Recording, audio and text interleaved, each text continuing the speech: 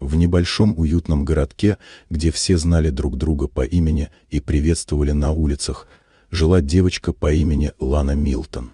Она была застенчивой, замкнутой и невероятно умной, именно это часто становилось поводом для насмешек со стороны нескольких одноклассников. Каждый день в школе для нее превращался в испытание.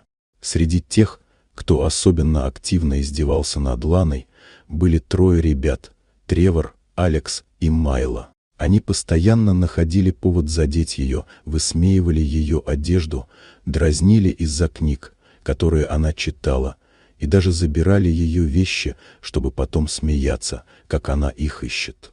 Лана терпела молча. Она не верила, что кто-то из взрослых станет разбираться, ведь для всех она была тихой девочкой, которая не жалуется. Но одноклассники и представить не могли, кто стоит за этой молчаливой девочкой. Ее отец Маркус Милтон был не просто уважаемым человеком. Он работал в одном из главных отделов Национальной службы внутренней безопасности. Его специализация – защита прав и свобод граждан, особенно детей. Он не часто бывал дома из-за командировок, но всегда знал, что с его дочерью происходит, даже если она сама молчала. Однажды Лана не сдержалась. Вернувшись домой с опущенной головой и следами слез на щеках, она села напротив отца и, сжав кулаки, рассказала все. Маркус не стал задавать лишних вопросов. Он внимательно выслушал дочь и, как человек, привыкший действовать, сразу понял – пора вмешаться. Он связался со своими коллегами в системе образования и психологических служб, чтобы получить всю необходимую информацию.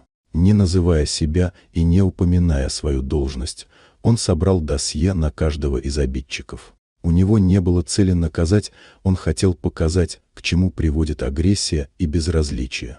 Каждому из троих мальчиков назначили встречу с независимым школьным психологом, который в форме доверительного диалога объяснил им, как их поведение нарушает права другого человека и какие могут быть последствия и юридические, и социальные.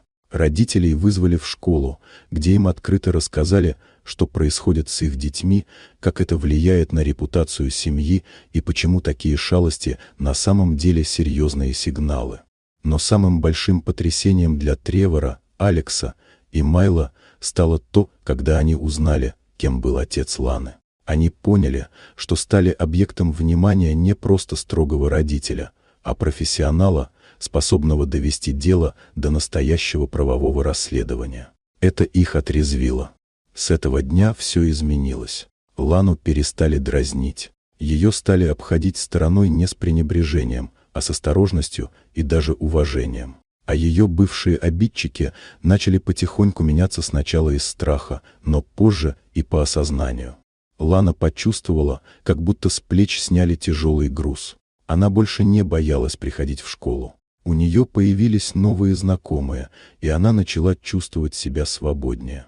И главное, она поняла важную истину. Молчание не всегда выход. Иногда нужно дать голос своей правде. А еще она поняла, что за ней всегда стоит сильное плечо ее отец, который не просто говорил, что любит, а доказал это поступком. Маркус Милтон не устраивал скандалов, не применял силу. Он показал, что справедливость может быть разумной, а воспитание честным. И что даже самые тихие дети заслуживают того, чтобы их слышали. Вот такая удивительная история. Дорогие друзья, если вам понравилось видео, поставьте лайк, а также подписывайтесь на канал, впереди еще много интересного.